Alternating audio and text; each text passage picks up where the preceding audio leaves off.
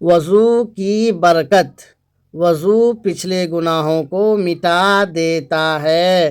روایت دیکھیں، عن حمران مولا عثمان رضی اللہ تعالی عنہ قال، حضرت حمران جو حضرت عثمان رضی اللہ تعالی عنہ کے غلام ہیں وہ روایت کرتے ہیں اور فرمایا، توضأ عثمان بن عفان یوما وضوءا حسنا، ایک دن حضرت عثمان بن عفان رضی اللہ تعالی عنہ نے وضو کیا اور اچھا وضو کیا۔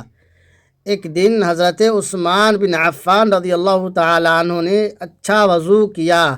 ثم قال، پھر فرمایا، رأیت رسول اللہ صلی اللہ علیہ وسلم، میں نے رسول اللہ صلی اللہ علیہ وسلم کو دیکھا، توضأ فأحسن الوضوء، آپ نے وضو کیا اور اچھا وضو کیا۔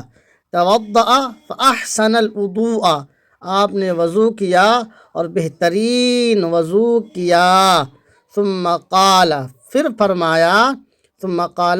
فرمایا، من توضأ ہکذا، جس نے اس طرح وضو کیا، من توضأ ہکذا، جس نے اس طرح وضو کیا، ثم خرج الی المسجد، پھر مسجد کی طرف نکلا، ثم خرج الی المسجد، پھر مسجد کی جانب نکلا، لا ينهزه الا الصلاة، اسے کھڑا نہیں کیا مگر نماز نے، لا ينهزه الا الصلاة، اسے نماز ہی نے کھڑا کیا، غفر له ما خلا من ذنبه، تو اس کے پچھلے گناہ معاف کر دیے جاتے ہیں، غفر له ما خلا من ذنبه، تو اس کے پچھلے گناہ معاف کر دیے جاتے ہیں۔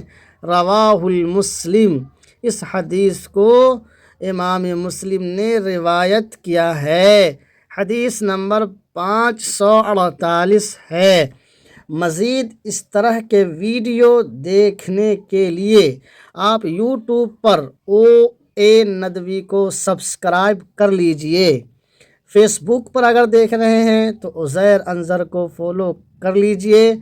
ویڈیو دوستوں میں شیئر کر دیجئے، لائک کر دیجئے، کمنٹ کر دیجئے، اور وضو جب بھی بنائیے تو اچھی طرح بنائیے وضو کو، اس لیے کہ فرمایا حدیث میں کہ پچھلے تمام گناہوں کو مٹا دیتا ہے وضو۔ اس لیے میں آپ سے درخواست کرتا ہوں کہ آپ اچھی طرح وضو کریں۔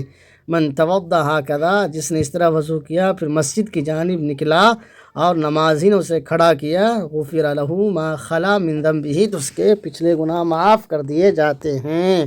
اللہ حافظ، فی امان اللہ۔